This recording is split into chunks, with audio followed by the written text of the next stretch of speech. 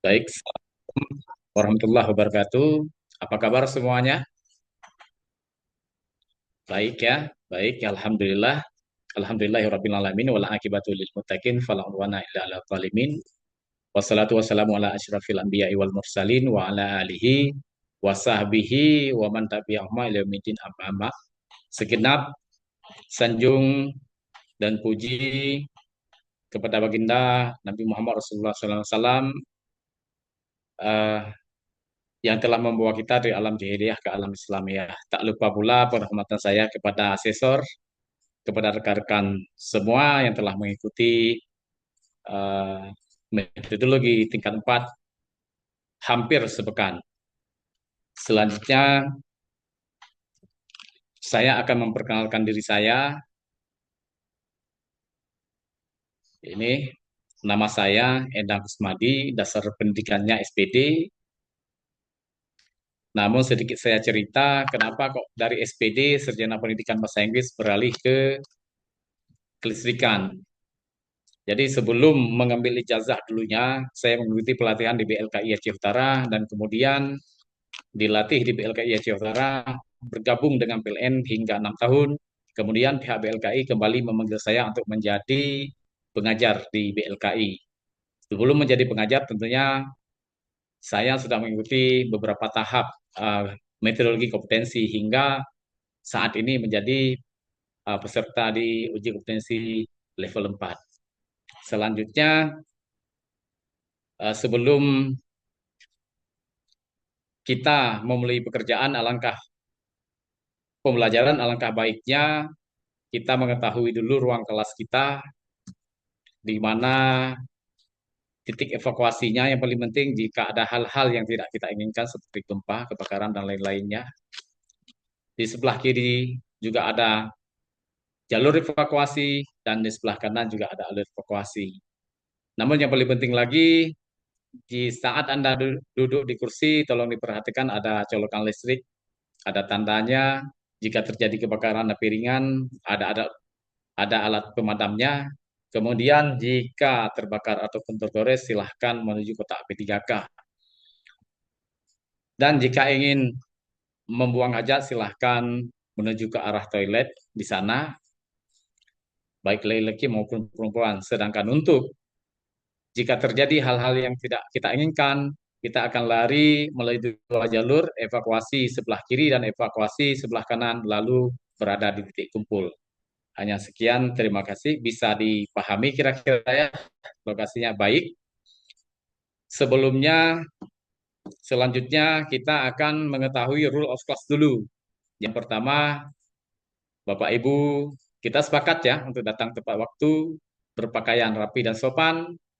Mohon Bapak Ibu HP-nya di silent biar nggak terganggu pelajaran. Kemudian tentunya harus membawa peralatan belajar atau perlengkapan belajar, mengikuti pelajaran dengan seksama dan sangat diharapkan aktif ya.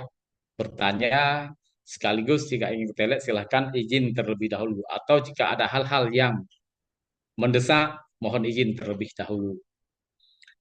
Kemudian dalam pembelajaran hari ini ya, kita mengelola risiko bahaya listrik. Tentunya apabila berbicara risiko bahaya listrik, kita akan berbicara ketiga. Dalam persepsi yang saya buat di situ adalah sentuhan tanpa pengaman bisa jadi sentuhan terakhir. Tentu hal ini sama-sama tidak kita inginkan. Sekaligus ketiga bukan hanya peraturan tapi perlindungan untuk masa depan. Dan satu lagi, SOP bukan penghambat kerja tetapi penyelamat nyawa, penyelamat nyawa.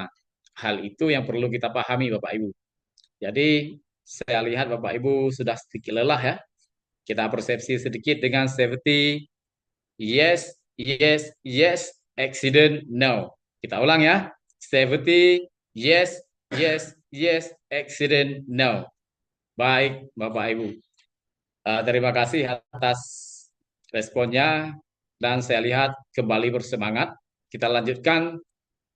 Ini adalah menjadi poin pembahasan kita. Mengelola risiko bahaya listrik.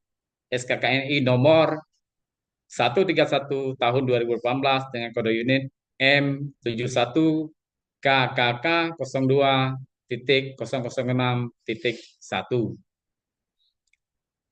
Kemudian, apa sih yang meletar belakangi tujuan pelatihan? Tujuan pelatihan itu sendiri, apa sih tujuannya? Sangat diharapkan setelah mengikuti pelatihan ini, peserta atau siswa dapat menjelaskan dan mampu mengamati dan mencatat potensi bahaya listrik di lingkungan kerja secara teliti dan cermat.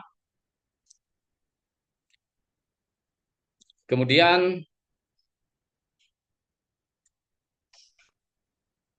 yang sangat diharapkan adalah dengan selesainya pekerjaan tanpa menjaga keselamatan kesehatan kerja adalah kegagalan. Artinya apa? Jika kita tidak mendahulukan atau tidak mengindahkan K3, tentu akan terjadi hal-hal yang tidak kita inginkan. Tergantung dengan apa pekerjaan yang Anda lakukan. Kebetulan kita berbicara tentang listrik. Jadi, yang perlu kita pahami terlebih dahulu adalah apa pekerjaan yang berada di dalam instalator listrik. Salah satunya tentunya memperbaiki jaringan, memperbaiki jaringan lama, memasang jaringan baru, atau memperbaiki arus atau korsleting, atau memperbaiki bahan yang telah rusak. Sehingga hal-hal seperti itu kita harus mengetahui potensi apa saja yang mengakibatkan kecelakaan kerja atau penyakit akibat kerja. Sehingga dengan menganalisa sumber bahaya, kita akan lebih mudah mengetahui cara menanggulanginya. Oke, katakanlah tindakan yang kita lakukan yang paling sederhana adalah mengupas kabel. Dari pengupasan kabel tersebut, kira-kira alat apa yang akan kita gunakan? Pisau kah, cutler kah, atau gunting?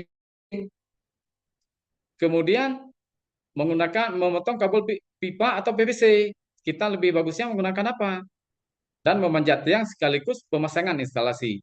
Keempat hal tersebut, kita menggunakan peralatan. Yang peralatan tersebut ada potensi menyebabkan kita terjadi kecelakaan. Apakah dengan terbakar, apakah bisa jadi dengan tergores, ataupun segala macam. Oleh karena itu kita perlu menggunakan APD, alat apa itu APD? Alat pelindung diri, ya.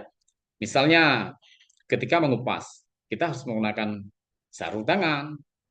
Ketika misalnya kita melakukan pemotongan pemotongan beton atau dinding menggunakan helm, kaca, kacamata dan masker ya, sekaligus safety shoes. Dan apabila perlu ketika kita memanjat, kita harus menggunakan body harness. Ya, yang pastinya setiap APD itu sangat membantu untuk aktivitas kita, bukan memperhambat. Sekali sekali lagi kita tekankan APD itu hanya akan membuat kita memperbantu pekerjaan kita, bukan penghambatan kinerja. Kemudian kesimpulan dari tujuan pembelajaran tadi adalah mengidentifikasi potensi bahaya listrik untuk menciptakan kerja yang aman, efisien, dan bebas kecelakaan. Dengan penggunaan yang tepat, risiko bahaya listrik dapat diminimalkan, melindungi keselamatan pekerjaan, peralatan, harta, benda, dan makhluk lainnya. Pernah nggak Bapak Ibu kira-kira mendengar ataupun melihat kebakaran yang terjadi akibat korsleting arus listrik? Tentunya pernah ya, karena walaupun tidak pernah melihat, tapi kita pernah membaca melalui surat kabar kah, atau apapun, atau media elektronik kah. Lalu, jika terjadi kebakaran yang seperti itu, apakah pihak PLN bertanggung jawab? Seharusnya iya, dan wajib bertanggung jawab. Tetapi, dalam PUIL, Peraturan Undang-Undang Instalatir Listrik, pihak PLN itu hanya bertanggung jawab dari KWH, dari tiang ke kabel twisting kabel hingga KWH meter. Apabila terjadi di twisting kabel itu terjadi kebakaran, maka pihak PLN wajib membayarnya. Kemudian jika terjadi pertanyaan, lalu siapa yang akan bertanggung jawab di dalam instalator? tentunya ada pihak-pihak yang mengeluarkan SLO, standar layak operasi. Lembaga yang mengeluarkan itu adalah Lembaga Inspeksi Nasional atau Komite Akreditasi Nasional. Lalu, mungkinkah kebakaran itu terjadi jika sesuai dengan SOP? Jawabannya tidak. Kenapa Pak Endang berani sekali mengatakan demikian? Karena kita menguji. Saya sering sekali menguji apabila instalasi listrik itu dilakukan dengan SOP yang benar, insya Allah, dan saya sangat yakin, itu tidak akan terjadi kebakaran. Kenapa? Karena ada proteksi-proteksi yang telah kita lakukan. Kenapa? Bisa jadi dengan twisting kabel, atau bisa jadi dengan hal-hal yang lain, dengan isolasi yang bagus, dengan pemotongan kabel yang bagus, sehingga kebakaran itu jarang terjadi, atau kecelakaan akibat kerja itu jarang terjadi. Jadi tujuan K3 itu sendiri itu apa? Yang pertama adalah melindungi keselamatan dan kesehatan kerja. Keselamatan dan kesehatan kerja. Kedua, menjamin agar setiap produksi atau setiap apa yang telah kita lakukan aman untuk digunakan. Seperti misalnya stok kontakkah, saklar lampukah, dan lain-lain. Dan yang ketiga, mencegah kecelakaan kerja. Sekaligus mencegah penyakit akibat kerja. Dan yang keempat, meningkatkan produktivitas dan efisiensi kerja. Sedangkan yang kelima, menciptakan lingkungan kerja yang nyaman dan aman. Mungkin hanya sekian daripada pemaparan. Assalamualaikum warahmatullahi wabarakatuh.